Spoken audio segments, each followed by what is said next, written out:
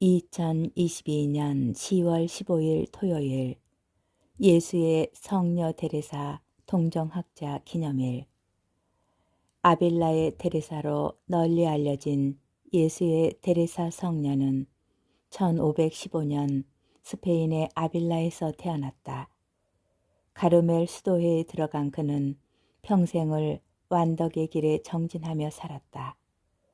그는 수도회의 발전을 위한 개혁을 추진하면서 많은 어려움에 맞닥뜨렸으나 주님께 매달리며 곤경을 이겨나갔다. 수도 생활과 영성 생활에 관한 많은 저서를 남긴 성녀는 1582년에 세상을 떠났다. 1622년 그레고리오 15세 교황이 데레사 수녀를 시성하였고 1970년 성 바오로 6세 교황이 교회 학자로 선포하였다. 제1독서 사도 바오로의 에베소서 1장 15절에서 23절의 말씀입니다. 형제 여러분, 나는 주 예수님에 대한 여러분의 믿음과 모든 성도를 향한 여러분의 사랑을 전해 듣고 기도 중에 여러분을 기억하며 여러분 때문에 끊임없이 감사를 드립니다. 그 기도는 우리 주 예수 그리스도의 하느님 영광의 아버지께서 여러분에게 지혜와 계시의 영을 주시어 여러분이 그분을 알게 되고 여러분 마음의 눈을 밝혀 주시어 그분의 부르심으로 여러분이 지니게 된 희망이 어떠한 것인지 성도들 사이에서 받게 될 그분 상속의 영광이 얼마나 풍성한지 여러분이 알게 되기를 비는 것입니다. 또 우리 믿는 이들을 위한 그분의 힘이 얼마나 엄청나게 큰지를 그분의 강한 능력의 활동으로 알게 되기를 비는 것입니다. 하느님께서는 그리스도 안에서 그 능력을 펼치시어 그분을 죽은 이들 가운데에서 일으키시고 하늘에 올리시어 당신 오른쪽에 앉히셨습니다. 모든 권세와 권력과 권능과 주권 위에 그리고 현세만이 아니라 내세에서도 불릴 모든 이름 위에 뛰어나게 하신 것입니다. 또한 만물을 그리스도의 발 아래 굴복시키시고 만물 위에 계신 그분을 교회의 머리로 주셨습니다. 교회는 그리스도의 몸으로서 모든 면에서 만물을 충만케 하시는 그리스도로 충만해 있습니다. 주님의 말씀입니다.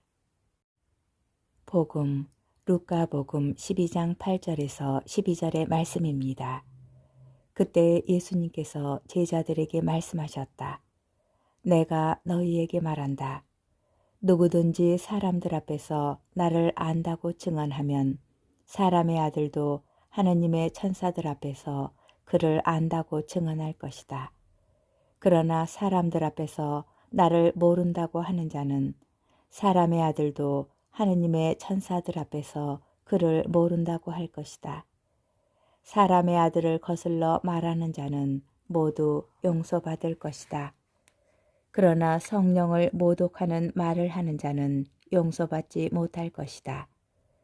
너희는 회당이나 관청이나 관아에 끌려갈 때 어떻게 답변할까, 무엇으로 답변할까, 또 무엇을 말할까 걱정하지 마라. 너희가 해야 할 말을 성령께서 그때에 알려주실 것이다. 주님의 말씀입니다. 오늘의 묵상. 오늘 복음의 분위기를 보면 사람들 앞에서 또는 회당이나 관청이나 관아에서 예수님을 당당하게 증언하거나 자신의 신앙을 고백해야 하는 상황을 떠올릴 수 있을 것입니다. 초대 그리스도인들이 겪었던 박해 상황을 투영하는 단락이기 때문입니다. 그들은 생사의 기로에서 순교가 아니면 배교를 선택해야 했습니다. 사람들 앞에서 나를 모른다고 하는 자는 사람의 아들도 하느님의 천사들 앞에서 그를 모른다고 할 것이다. 이 말씀과 일맥상통하는 또 다른 구절을 기억합니다. 누구든지 나와 내 말을 부끄럽게 여기면 사람의 아들도 자기의 영광과 아버지와 거룩한 천사들의 영광에 쌓여올 때에 그를 부끄럽게 여길 것이다. 예수님께서는 현재의 생사 문제를 넘어서는 종말론적 시각을 지니도록 촉구하십니다. 제자들이 현세에서 예수님을 어떻게 대하느냐에 따라 세상 끝날 때에 예수님께서 그들을 어떻게 대하실지가 결정된다는 것입니다. 어제 복음은 육신은 죽여도 그 이상 아무것도 못하는 자와 육신을 죽인 다음 지옥에 던지는 권한을 가지신 분을 대조하면서 누구를 더 두려워해야 하는지 가르쳐 주셨습니다. 눈앞의 공포와 두려움 때문에 예수님을 모른다고 하거나 그분을 부끄럽게 여기면 종말에 있을 심판에 더 큰 공포와 두려움을 맞게 됩니다. 예수님께서 당신 제자를 모른다고 하시거나 부끄러워하시는 것만큼 두려운 일이 없기 때문입니다. 다행히도 우리는 박해 때문에 생사의 갈림길에 설 일도 배교를 강요당하는 처지에 놓일 일도 없습니다. 그러나 일상 가운데 사람들 앞에서 우리의 신앙을 드러내야 할 경우가 때때로 생깁니다.